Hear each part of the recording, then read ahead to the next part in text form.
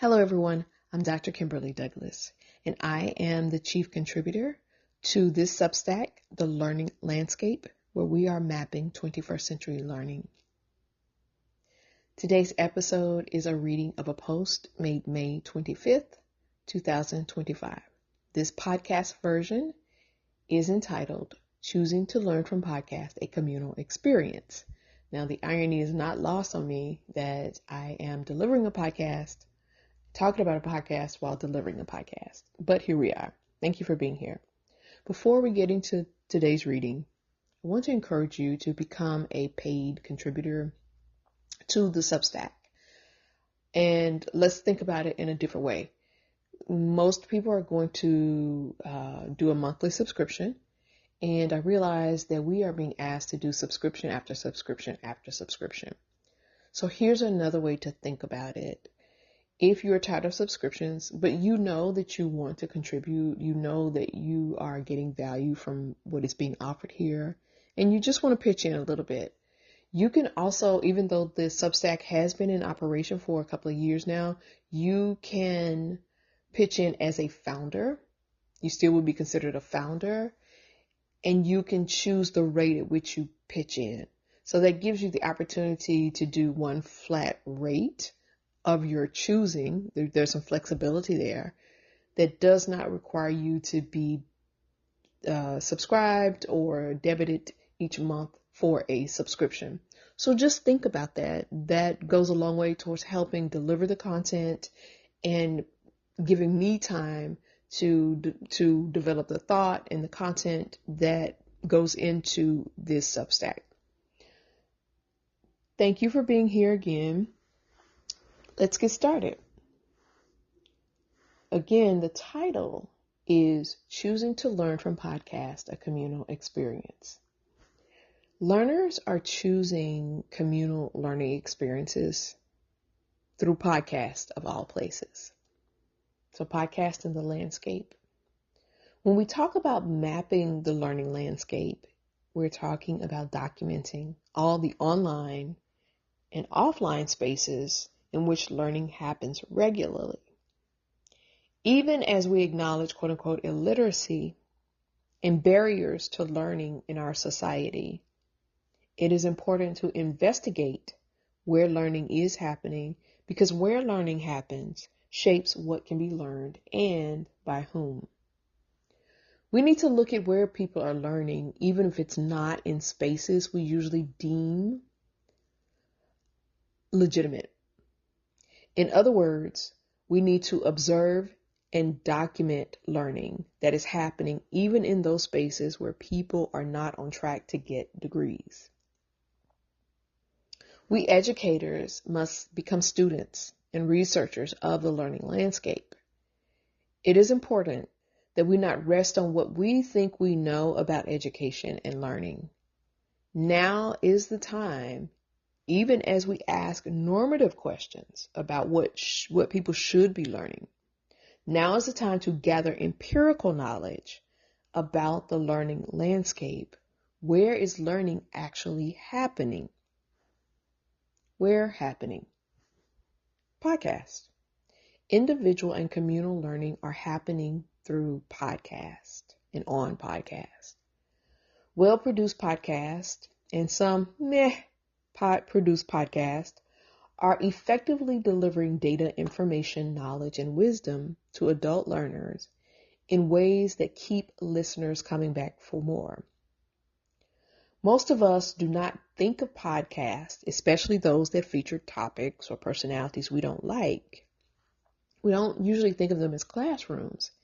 Yet there are facts shared, studies cited, challenges issued, human connections made, and measurable skills gained through podcast conversations, just as they are through university courses. While most podcasts would need to undergo significant development to rise to the consistent rigor of institutional courses, well-planned podcasts can deliver meaningful learning outcomes. In fact, podcasts can be accredited through agencies such as the CPD Group in the UK, which evaluates podcasts as they would evaluate university courses and programs. With or without accreditation and other credentials, people believe podcasts are credible sources of information. Popular classroom. Think about all the things on your phone or computer that were created to consume your attention.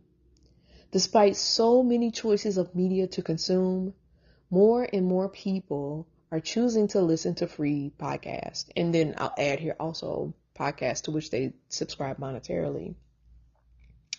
Podcasts constitute a subscape of the learning landscape that is populated by an endless number of topics that mirror every aspect of life. Communal learning. Podcasts do something that may not be apparent. The information and entertainment distract from the fact that effective podcasts nurture our need for communal learning.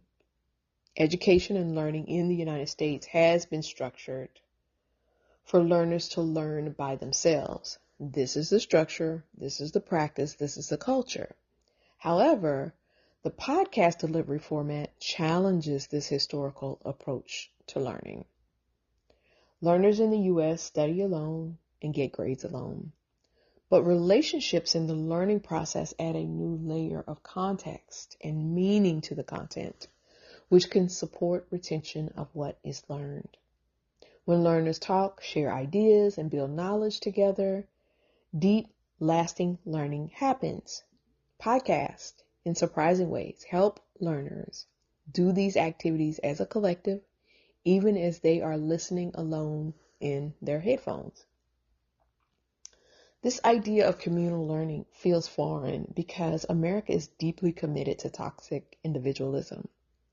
When I have raised the idea of communal learning in the past, people immediately jump to thinking about how they have had to protect themselves in group projects from the slackers, the quote unquote slackers, and those who just want to take advantage. To be clear, poorly instructed group projects do not constitute communal learning. Thankfully, formats such as podcasts are offering us ways to wake up this conversation. So let's summon blooms. Communal learning is a way to deepen sustained learning. Think about Bloom's taxonomy, which talks about different levels of processing. The rote parts of learning, such as remembering facts, are easier for most to do alone. The deeper learning, which involves a learner putting ideas together or creating something new, are best done with others. This is where Bloom's needs a 2025 tweak. These highest levels of processing should be depicted in the model as communal activities. And just as a note here, that's not part of what is written. In most models depicted of Bloom, it is depicted and refers to and applies to the individual. So this idea that part of that chart is depicted as a pyramid, sometimes depicted as a ladder. Part of that chart should be focused on the individual. Another part should be focused on the community or communal aspects. Is an important revision and an innovation in the way of thinking about learning as described by Bloom's. So hopefully that's helpful. Okay. Well-produced.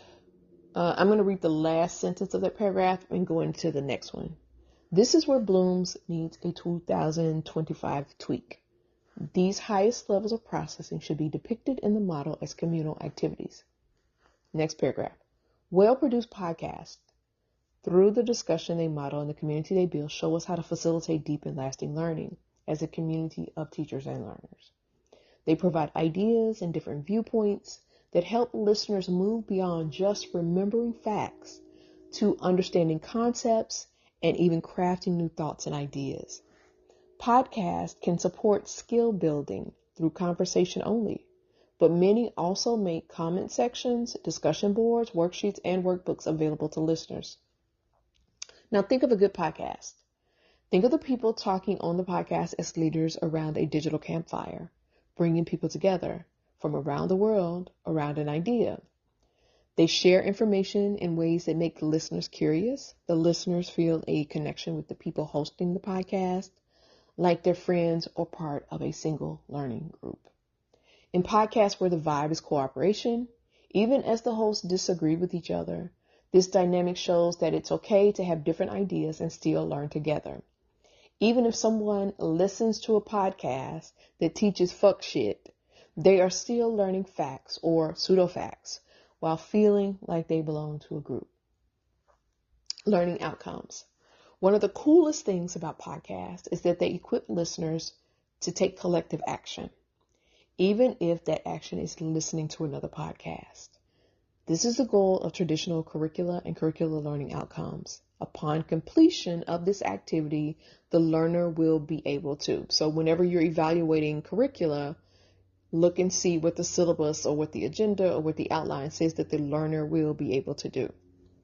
After listening to a dope episode, a listener checks to see if what was said is true or looks for more information to support the claims in the podcast, even if they are just further confirming a previously held bias. This learner looks for another podcast about the same topic, continuing their learning journey by listening to other voices. This isn't just listening. This is an active step that shows how learning from podcasts leads to more learning. Podcasts don't just give the listener information. As hosts reference other people, identify important resources, or just make wild claims, they drive listeners to keep exploring and learning. This process transforms listeners into active participants in their own educational adventures, even if they don't think of these experiences as educational experiences. This desire to act, to seek more knowledge, shows how the relationships built through podcasts spark further explanation and deeper connections to learning. Podcast in the landscape. Podcasts are much more than just something to listen to for fun. They are powerful tools that show us how much people truly appreciate communal learning. They show that relationship and belonging helps us stay in learning. Podcasts make listeners curious and make them feel like they belong to a group that's learning together. The success of the podcast format demonstrates that learning builds on the amazing power of connection, shared wonder, and shared exploration. Podcasts are firmly planted in the learning landscape. What value do they add to the learning experiences you provide? And here's a little footnote. So that's the end of the original post. Here's a little footnote, something I want you to think about. So here's a reminder of the Douglas 10 tenets of modern education. Take a moment to think about how and if podcasts fit these tenets. I would love to hear from you in the comments. So I'll read this list very quickly. The learning environment is wherever people already live, play, research, study, work, and worship. So we know from this post, the Substack post, that people exist in this world of podcasts. They're operating in this world of podcasts. Formal education. Number 2, formal education in structured environments is only part of the education needed to develop 21st century skills. There's so much learning happening on podcast, and they cover every sector: business, finance, health, education, so many things there, and able to deliver the information. And this is one thing I did not write in the post, and I should have written: deliver information. It may not be like real time, like as with social media, or just in time, like with social media. But the research that goes into a lot of these podcasts offers some good up-to-date information, good research up-to-date information. Okay. So number 3, all digital platforms are learning platforms, and podcasts illustrate this clearly. Then the next one, all communications methods are teaching methods. The next one is the teacher is the learner is the teacher. And that is absolutely the case inside a podcast, where the host and the producers of those shows have to learn from their listeners, either through discussion boards or various ways of feedback. Then the next one, relationship is the foundation of learning. And that has been a key theme throughout this post. We talk about communal learning. Then people need to learn to know how to judge things as well as produce things. So there's a lot of discernment that goes with podcast. And I want to be clear. I am not assuming that everything we hear on a podcast is good or useful or whatever information. Like, this is not about the quality of the information. The point of this entire post, this podcast, the written post, is to draw your attention to the fact that people are using podcasts to learn. What they're learning there is a whole other conversation, but it's very important to understand that podcasts are firmly rooted, planted in the learning landscape. And so that should make us think about where we go when we're trying to attract people and we say we want to educate people. It is not that you build it and they will come. It doesn't necessarily work that way. And a lot of times it doesn't work that way. Where are they? Where do we need to go to find the people? Okay. The next one, learning experiences are nervous system experiences. I don't know if this post really speaks to that much, but I'm going to continue to think about this. Then the last two, learners are neurodiverse, and that teaching and learning involve power dynamics. And I certainly see the application with this last one.